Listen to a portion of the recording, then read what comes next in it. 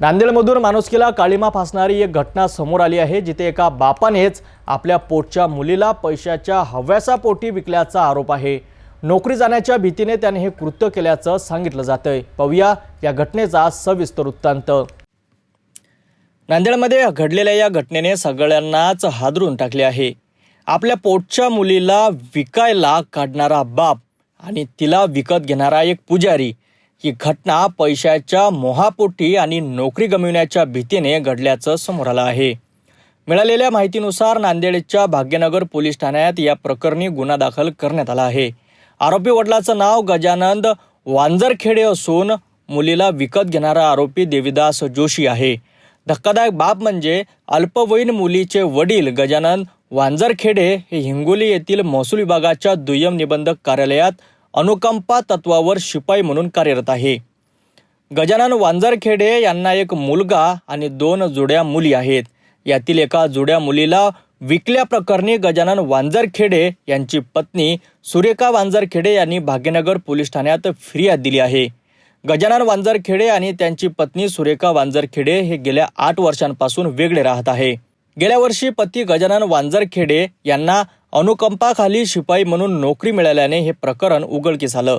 मला 2 मुली, पहिला मुलगा झाला, त्याच्यानंतर 2 मुली झाल्या आणि माझ्या मिस्टरला नोकरी लागणार होती।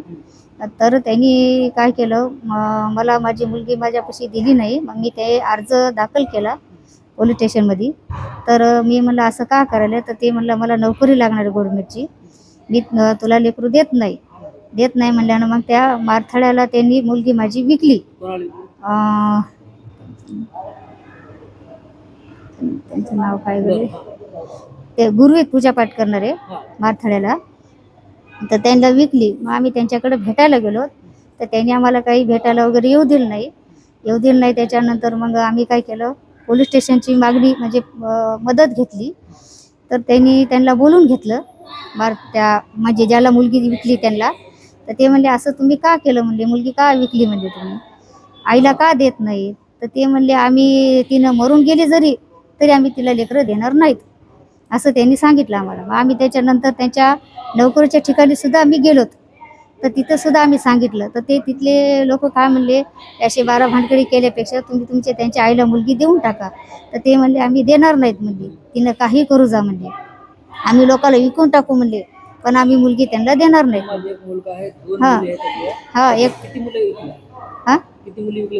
आमची एक मुलगी विकली। ती त्यांना पैसे पाहिजे होते।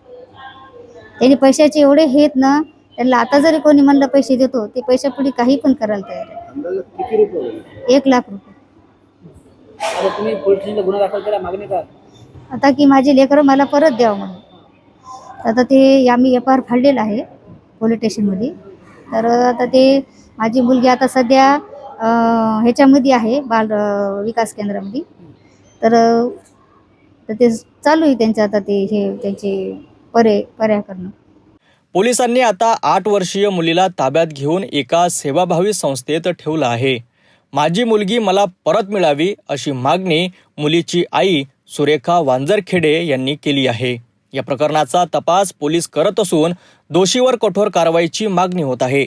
माझ्या NGO अंतर्गत निर्भया महिला सुरक्षा रक्षक कवच कुंडल, महिलेच्या संदर्भात ज्या महिला समस्याग्रस्त आहेत, अडचणीत आहेत, पीडित आहेत, अशा महिलांना माझी NGO मोफत कायदेशीर मदत करते। आणि माझ्याकडं 7 वकिलाचा एक संघ आहे, तो वकील त्यांना कायदेशीर मदत करतो। तर हे सुरेखा जोशीचं जे प्रकरण आहे ते माझ्याकडं ॲडव्होकेट तारा मॅडम आणि गणेश धुतराज यांच्याकडून आलेलं आहे आणि राहुल धुतराज। तर ज्यावेळेस या महिलेचं जे प्रकरण माझ्याकडे आलं होतं, तर त्यांनी मला सांगितलं की माझ्या पतीनं मला 3 अपत्य आहेत, त्या 3 अपत्यापैकी एक मुलगी त्यांनी देवीदास जोशी राहणार मार्कंड तालुका नांदेड या व्यक्तीला विकलेली आहे। तर ती कंप्लेंट आम्ही रजिस्टर केल्यानंतर शहानिशा करण्यासाठी माझा पूर्ण संघ त्या गावामध्ये पोहोचला। तिथले जे बोकारी सरपंच आहेत त्यांना आम्ही बोलण्याचा प्रयत्न केला, पण ते तिथे उपस्थित नव्हते। त्याच्यानंतर आम्ही देवदास जोशीला बोललो, तसे माझ्याकडे व्हिडिओ आहेत। देवदास जोशीनं सुद्धा एक शब्द वापरला होता की सदरील जी मुलगी आम्ही घेतलेली आहे त्या मुलीला आम्ही फुकट घेतलेलं नाही आहे। पण ते तिथं आम्हाला वाटलं की खरेदी विक्रीचा व्यवहार झालेला आहे। मग त्या दुर्गा नावाच्या मुलीला चे डॉक्युमेंट्स करण्यासाठी मी आणि रजनी मॅडम यांनी तिथल्या प्राथमिक शाळेचे जे मुख्याध्यापक आहेत त्यांच्याकडे मी माहितीचा अधिकार टाकला आणि उपस्थितीपट मागवला, बोनाफाईड मागवलं. तर ते कागदपत्र भेटल्यानंतर तिथं त्या मुलीच्या समोर जे नाव होतं ते जे तिचे बायोलॉजिकल जे वडील आहेत गजानन वांजकडे त्यांचं नाव नव्हतं. तर तिथं दुर्गा देवदास जोशी म्हणजे विकत घेणाऱ्यांचं नाव होतं.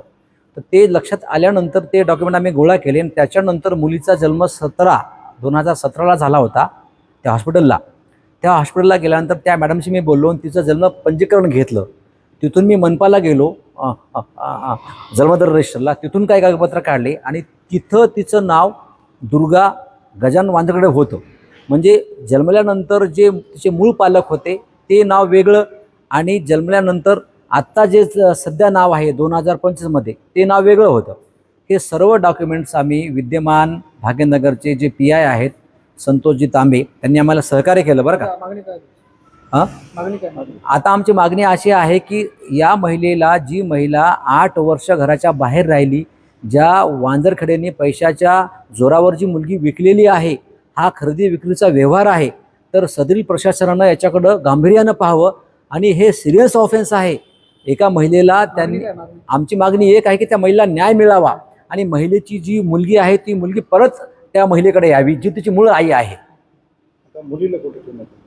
मुलीला कुठे ठेवणार? आता सध्या मुलीला वडगावची एक NGO आहे, त्या NGOला त्या दिवशी मला वाटतं 13 तारीख 15 तारखेला FIR झाल्यानंतर API केंद्रे मॅडमने आणलं त्याला आणि सध्या वडगावच्या सुपरविजनमध्ये ती मुलगी आहे. तर पाहिलेत कशा प्रकारे नोकरी जाण्याच्या भीतीपोटी आणि पैशाच्या हव्यासापोटी एका बापाने आपल्याच मुलीचा सौदा केला.